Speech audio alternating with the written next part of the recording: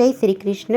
આજના વિડીયોમાં આપણે સાંભળીશું પવિત્ર પાવનકારી પુરુષોત્તમ માસની કથાનો અધ્યાય 17મો સુદેવનો પુત્ર વિલાપ તથા પુરુષોત્તમ માસની કથા દિવ્ય પ્રસાદની કથા વાર્તા સાંભળીશું। બોલો પુરુષોત્તમ ભગવાનની જય, માધવરાયની જય। પુરુષોત્તમ માસ કથા અધ્યાય 17મો સુદેવનો પુત્ર વિલાપ।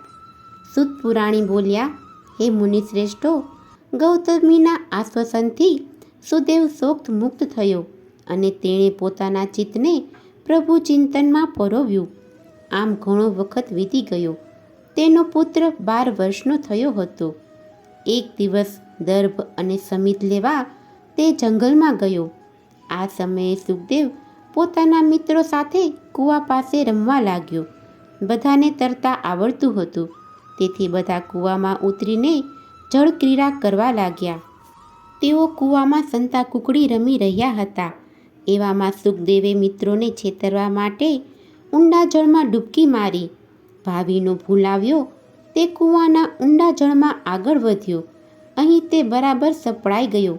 તેણે બહાર નીકળવા માટે ઘણો જ પ્રયત્ન કર્યો, પણ તેમાં તેને સફળતા મળી નહીં અને અંતે તે કૂવામાં ગૂંગળાઈ અને મરણ પામ્યો। થોડા સમય સુધી રાહ જોવા છતાં સુખદેવ પાણીની સપાટી ઉપર ન આવતા તેના મિત્રો ગભરાઈ ગયા। તેઓ તો દોડી ગયા અને તેની માતા ગૌતમી પાસે પહોંચી અને તેમને આ બનાવની જાણ કરી।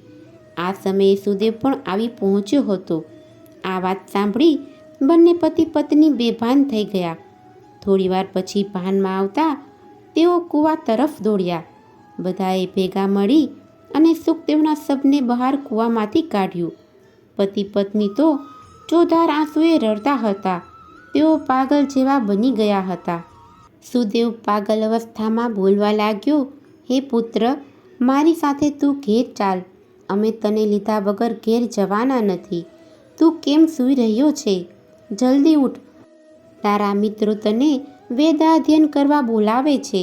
ગુરુ તને શાળાએ બોલાવે છે, માટે જલ્દી જલ્દી ઊભો થા। દીકરા, તારા વગર જીવવું નકામું છે।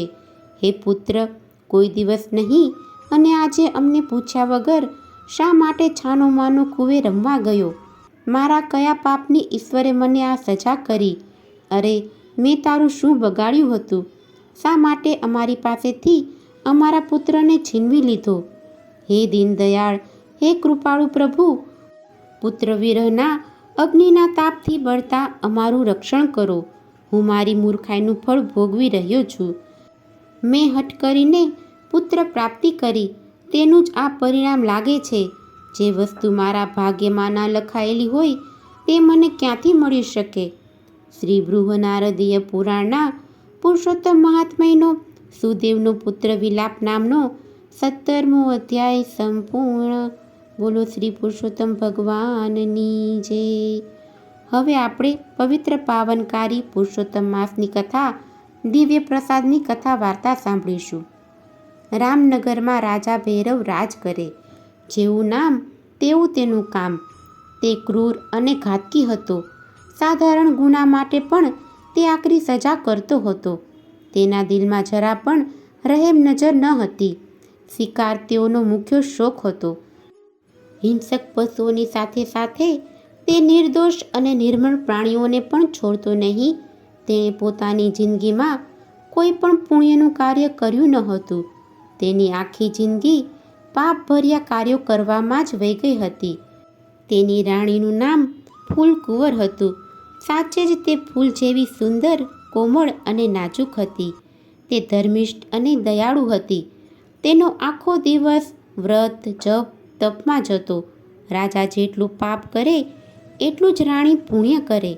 રાજા વનમાં શિકારે જાય ત્યારે રાણી પંખીને ચણ નાખે, ગાયોને ઘાસ નાખે અને દીન દુખિયાઓની મદદ કરે। આમ કરતાં કરતાં રાજા ભૈરવ પ્રૌઢ થયો। શરીરની શક્તિ ધીમે ધીમે ઓછી થવા લાગી। ત્યારે રાજાને પોતે કરેલા પાપના પડછાયા ડરાવા લાગ્યા।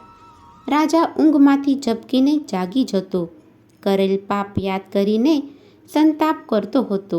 રાજાને ક્યાંય ચેન પડતું નહીં।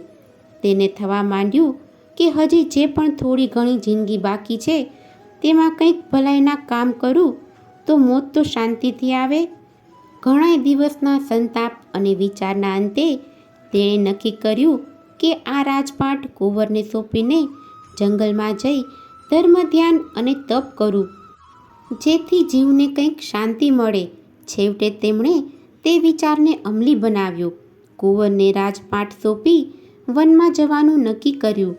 ત્યારે તેમની સાથે રાણીએ પણ આવા આગ્રહ કર્યો. જ્યાં પતિ ત્યાં હું, તેમ સતી નારીએ વિચાર્યું. બંને જણા રાજમાંથી કંઈ પણ લીધા વગર ઉઘાડા પગે અને સામાન્ય વસ્ત્ર ધારણ કરી અને ચાલી નીકળ્યા. વનમાં પ્રવેશતા જ એક 4 હાથવાળો માણસ તેમની સામે મળ્યો. રાજાએ તેના 4 હાથ જોઈ તે કોઈ દેવ હશે તેમ માની તેના પગમાં પડ્યો. રાણીએ પણ રાજાનું અનુકરણ કર્યું. રાજા બોલ્યા, હે દેવ, હું મહાઘાતકી છું. પાપ કરતાં પાછું વળીને જોયું નથી. પાપના પડછાયા મને જંપીને જીવવા દેતા નથી, માટે તમે મને બચાવો. ત્યારે 4 હાથવાળો માણસ બોલ્યો, ભાઈ, હું કોઈ દેવ નથી, હું તો બ્રાહ્મણ છું. આગળ જતાં મારા જેવા ઘણાય 4 હાથવાળા માનવો તમને જોવા મળશે. રાજાને લાગ્યું કે આમાં કંઈક ભેદ લાગે છે, તેથી રાજાએ બ્રાહ્મણને તે જણાવવા આગ્રહ કર્યો. ત્યારે બ્રાહ્મણ બોલ્યો, થોડા દિવસ પહેલાંની વાત છે. હું આ રસ્તેથી પસાર થતો હતો, ત્યારે સામે દેખાતા તળાવની પાળે મેં એક 4 હાથવાળા ગોવાળને બેઠેલો જોયો. પહેલાં તો હું ડરી ગયો, પછી હિંમત કરીને એની પાસે ગયો અને તેના 4 હાથ વિશે પૂછ્યું. ત્યારે ગોવાળે જણાવ્યું કે હે ભૂદેવ, સામે આંબાની જે ઘટા દેખાય છે તેની પાછળ કનકનું એક પહાડ છે. હું ત્યાં એકવાર ફરતો ફરતો ગયો હતો. ત્યાં મેં મારા જેવા એક ગોવાળને જોયો. એને પણ 4 હાથ હતા. હું તેની સામે જિજ્ઞાસાથી તાકી રહ્યો. ત્યારે તે મારી પાસે આવી મારા હાથ પકડી અને મને કનકના પહાડ ઉપર લઈ ગયો. ત્યાં ભગવાન પુરુષોત્તમનું મંદિર હતું. આ મંદિરનો પ્રસાદ જે જમે એ 4 હાથવાળો થઈ જાય છે. મેં એ પ્રસાદ લીધો એટલે હું 4 હાથવાળો થયો. આ રીતે તે ગોવાળે મને મંદિરમાં લઈ જઈ પ્રસાદ જમાડ્યો. ત્યારથી મારા પણ હાથ 4 થવા પામ્યા હતા. આ સાંભળી રાજા આજીજી કરવા લાગ્યો કે હે ભૂદેવ, મને પણ તે કનકના પહાડ ઉપર લઈ જાઓ. કદાચ ત્યાં મારા પાપનો ભાર હળવો થાય. બ્રાહ્મણ રાજા રાણીને લઈ આંબાની ઘટા આગળ આવ્યો, પણ રાજાને ત્યાં ક્યાંય કનકનો પહાડ ન દેખાયો. કનકનો પહાડ ન દેખાતા રાજા તો નિરાશ થઈ ગયો. ત્યારે બ્રાહ્મણ બોલ્યા, હે રાજન, એ કનકના પહાડના દર્શન પુણ્યશાળીને જ થાય છે. જેણે પણ જિંદગીમાં એકાદ પુણ્યનું કાર્ય કર્યું હોય તો જરૂર એ પહાડ દેખાત. આ સાંભળી અને રાજા તો નિરાશ વદને બોલ્યો, તમારી વાત સાચી છે ભૂદેવ. મેં આખી જિંદગી નર્યા પાપ જ કર્યા છે. એ પાપ આ પુણ્યના અવસરે મારા આડા ઊભા છે. આ પાપ બળે એવો કોઈ રસ્તો તમારા ધ્યાનમાં હોય તો બતાવો. તમે કહેશો તેમ કરવા હું તૈયાર છું.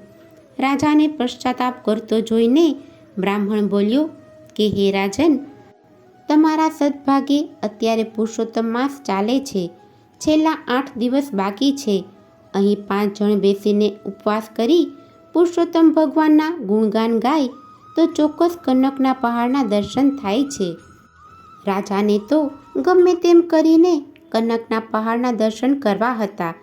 તેથી તે ઝડપથી બોલ્યો, હું હમણાં જ મારા નગરમાંથી 5 જણને લઈ આવું છું. એ 5યને ઉપવાસ કરાવીશ, ભગવાનના ગુણગાન ગવડાવીશ, પછી તો મને કનકનો પહાડ દેખાશે ને. ત્યારે બ્રાહ્મણ હસીને બોલ્યો કે રાજન, આમ પુણ્ય ન થાય. જો કનકના પહાડના દર્શન કરવા હોય તો જાતે ઉપવાસ કરવો પડશે. તમે ઉપવાસ કરો એનું જ ફળ તમને મળે. સહન કર્યા વગર કે કષ્ટ ભોગવ્યા વગર ભગવાનના દર્શન ના થાય. પણ ભૂદેવ, તમે તો 5 જણની વાત કરો છો, તો બીજા 4ને હું ક્યાંથી લાવું? ત્યારે બ્રાહ્મણ કહે, હે રાજન, તમે તમારા નગરમાં જાઓ અને તમારા પ્રધાન અને નગર શેઠને બોલાવી લાવો. ત્રીજા તમે ચોથા રાણી અને પાંચમો હું. આમ આપણે પાંચે બેસીને ઉપવાસ કરીશું, પુરુષોત્તમ ભગવાનના ગુણગાન ગાઈશું, તો તેના પુણ્યના બળે આપણને બધાને કનકના પહાડના દર્શન થશે અને પુરુષોત્તમ ભગવાનના મંદિરમાં જઈ દિવ્ય પ્રસાદનો લાભ મળશે. રાજા તો રાણીને ત્યાં બેસાડી તરત નગરમાં ગયો અને નગર શેઠ તેમજ પ્રધાનને લઈ પાછો ફર્યો. પાંચેય જણા સ્નાન કરીને ઉપવાસમાં બેઠા.